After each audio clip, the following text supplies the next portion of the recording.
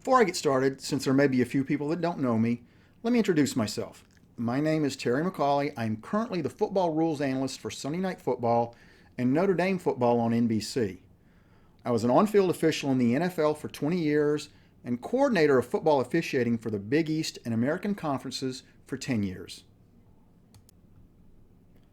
Play of the week, LSU Alabama, tight sideline catch inside the 1 yard line late in the first half.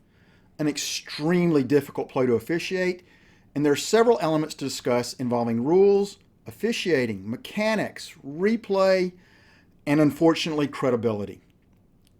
So here's the play as it occurred in real time, and it includes the announcement by the referee prior to going into replay review. In the backfield with Burrow, with Edwards-Helaire, the tailback, wide out to the left. Burrow throws, corner. What a catch by Moss. Was he in? That looked like his daddy. Holy cow! Perfect throw, matched up on Diggs to the outside, and that's Randy-esque. Did he have his foot down? Rolling on the field in the previous play is a catch at the sideline for a first down. That announcement you just heard is critical to this entire discussion. He clearly and plainly tells the world that the ruling on the field is a catch at the sideline for a first down and nothing more. He does not mention any other aspect prior to review. This is important because there is clearly another aspect of the play that is reviewable. Given that announcement, there are two questions at this point. One, does the receiver control the ball with a body part touching the ground in bounds and then maintain control when he hits the ground? In other words, does he catch the ball? Two, because he is so close to the sideline, does the receiver step out of bounds prior to touching the ball? If so, does he reestablish in bounds by having a body part touch the ground in bounds after he is no longer touching out of bounds? And if he does, is he the first to touch the pass? If all that's true, this would be a foul for illegally touching the pass unless he was forced out by overt contact from a defender. And I use the word overt because philosophically, a force out must be an overt act by the defender that clearly and directly causes a receiver to step out of bounds. It is not incidental contact while players are running down the sideline or jockeying for position or hand fighting. Under this guidance, if a defender forces a receiver out of bounds with the pass in flight, then it must be defensive pass interference. Okay, given all that, let me be perfectly clear. This is simply two players jockeying for position playing the ball. The contact is not pass interference, and it is certainly not a force out. It is incidental contact.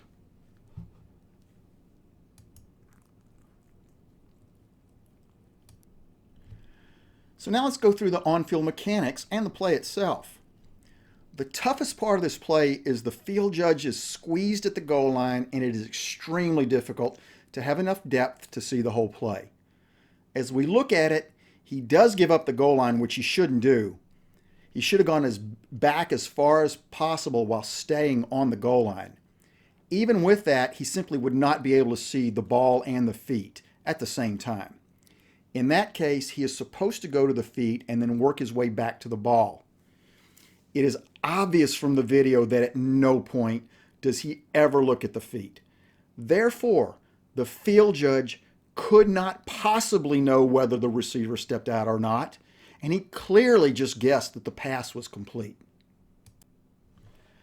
Now let's look at the line judge. He actually has the best view of the entire play and is in really good position. With this vision, he should be able to see both the feet and the ball at all times. It's still an extremely difficult play, but he's got the best shot at it. Now, mechanically, anytime an official sees a receiver step out of bounds, he is required to throw his hat on the ground to indicate that. And it doesn't matter why he stepped out.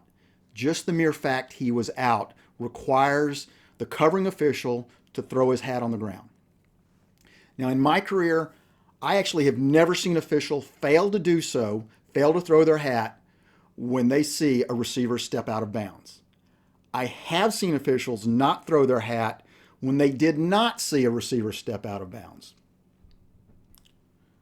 So replay has stopped the game and they're going to review.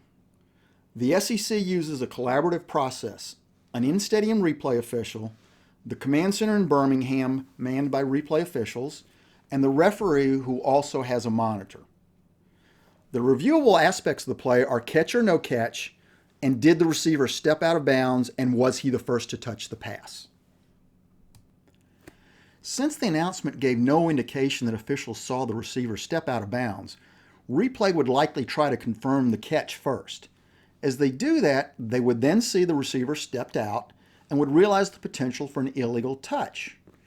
They would then check that aspect, since if the ball was illegally touched or it was incomplete because the receiver did not reestablish, then there would be no reason to go any further. But replay did not do that here. Replay simply confirmed the catch, and I'm going to discuss later why they disregarded the receiver stepping out. They did correctly confirm the catch. This angle shows that the foot came up from out of bounds and the other toe may or may not be down. He does control the pass to the ground, and the pylon camera shows the toe was clearly down when he controlled the football. Now, what about illegal touching? Before discussing that, here is the announcement from the referee after the review, which really sets off an incredibly bizarre sequence of events. After video review, the ruling on the field of the catch for a first down is confirmed. The referee simply announced the ruling is confirmed with no other explanation. By rule, on a confirmation, referees in college football are not allowed to explain why the ruling was confirmed. Unfortunately, I was unsuccessful in getting that rule changed several years ago. We really needed more information here. From everything we've seen, it appears the receiver went out of bounds and was the first to touch.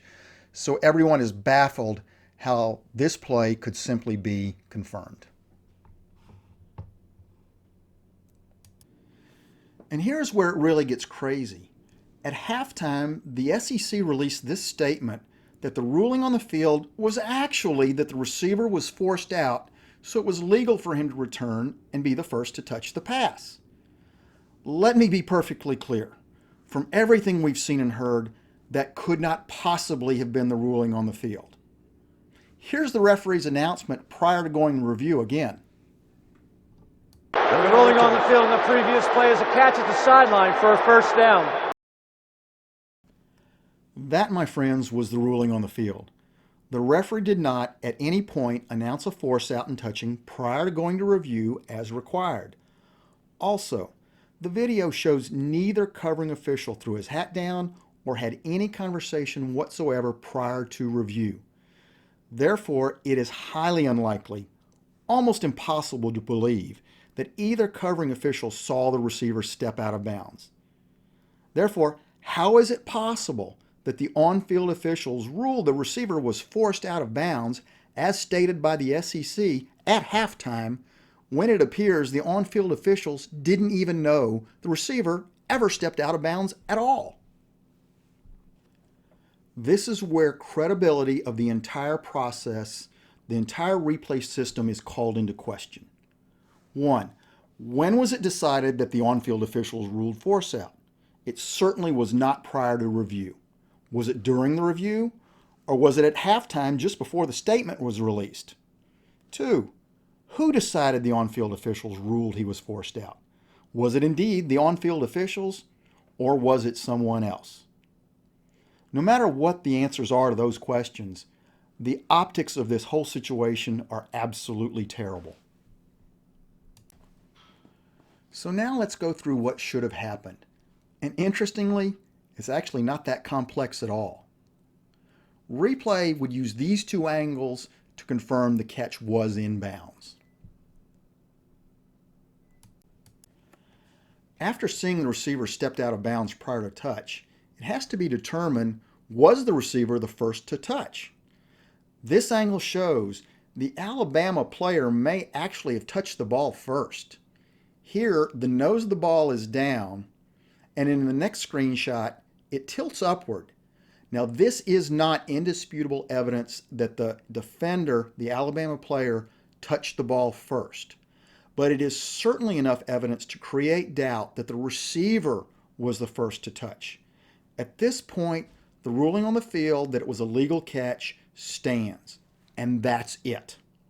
It really should have been that simple, and would have been that simple had Birmingham followed the proper process, a process that's been developed over many years so that coaches and fans can have faith the results of that process are fair and unbiased.